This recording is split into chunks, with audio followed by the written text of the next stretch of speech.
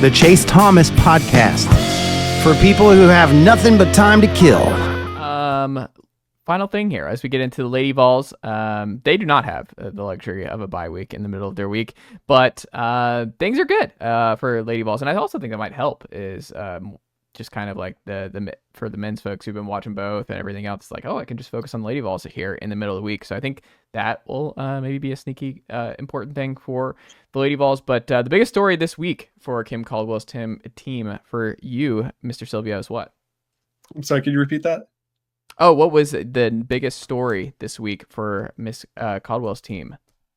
Yeah, biggest story, I would have to say just Zee Spear and what she's done. I mean, she's coming off of co-SEC Player of the Week, along with Michaela Blakes, who scored like 53 points for Vandy in an overtime win against Auburn. So it says a lot that Zee Spear had a good enough week to even be co-Player of the Week with someone that's setting all the records you could think of across SEC play in Blakes. But Kim talked, I guess it was yesterday, about what has led to Zee Spear reaching this form. It hasn't just been this last week. It feels like it's been 2 or 3 weeks in a row now that Jules kind of taken that next step here in her last season. And she talked about just kind of being comfortable, just kind of knowing where to be on the floor. And sometimes I thought this was kind of an interesting part. Like sometimes the farther away you are from the ball in this system means the more open you are, because when you're running in transition like Tennessee does on offense, there's so much of a demand to stop the ball that if you just kind of leak off into the corner or something like that, then you will be more open. And so it's just little things like that I think Jules getting more comfortable with, and it's getting her more open looks.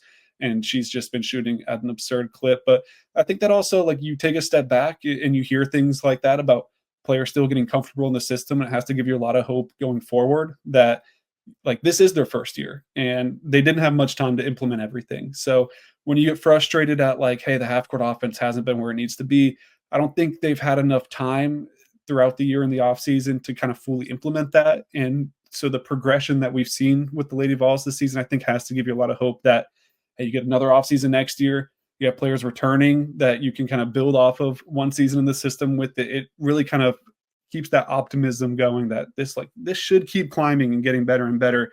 And it's already off to a pretty good start. I mean, Kim Caldwell, top 15 coach for the Naismith Award watch list. So pretty good for year one.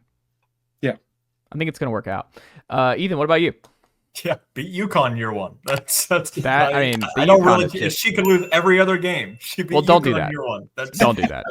That's going to win a lot of people, especially. And I'll be 100% honest. I've watched maybe 6 or 7 Lady Vols games this year. I've been kind of caught up with college football and other stuff, but I mean, like, let me tell you this much: it's a treat. It's so much fun watching this Tennessee Lady Vols team. They're a load of fun, and that UConn game, it was a blast. I mean, that's the most locked in I feel like I've been to a Tennessee women's game in quite some time.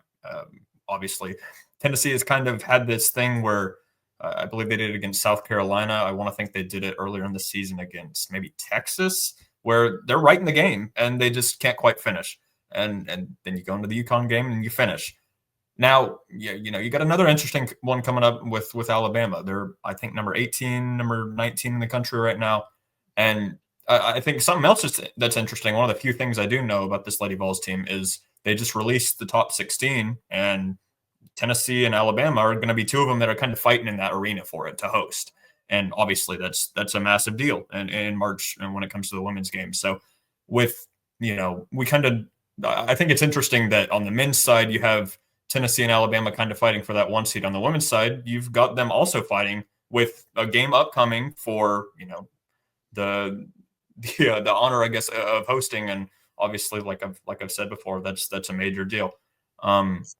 I believe Tennessee gets Alabama at home for this one, so that's obviously going to be a pretty big thing.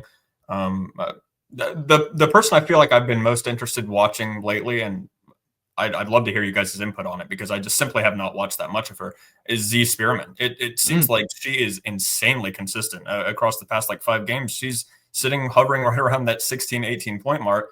I wonder how much of an impact she'll have on this one and how important it is for her to have a good game once again against a good Alabama team. I think that's interesting that you brought up Z too, because that's another thing Kim talked about after their last win against Ole Miss, or maybe it was even the game before that too. I think she spoke on it after both games, where it was like Zee came in and she was inconsistent. She's found that consistency, right, in the last handful of games.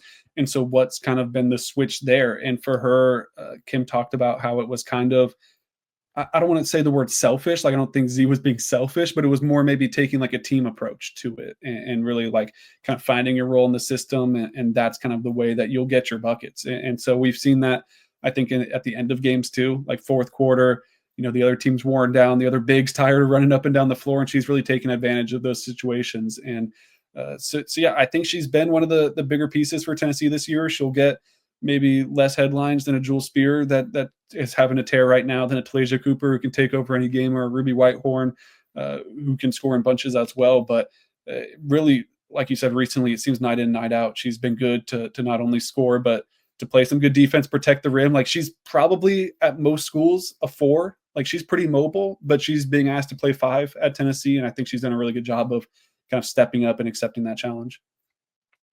I love it. Ethan Stone, what can the good folks check out from you and the team over at Saturday Down South this week? Nicely done, nephew.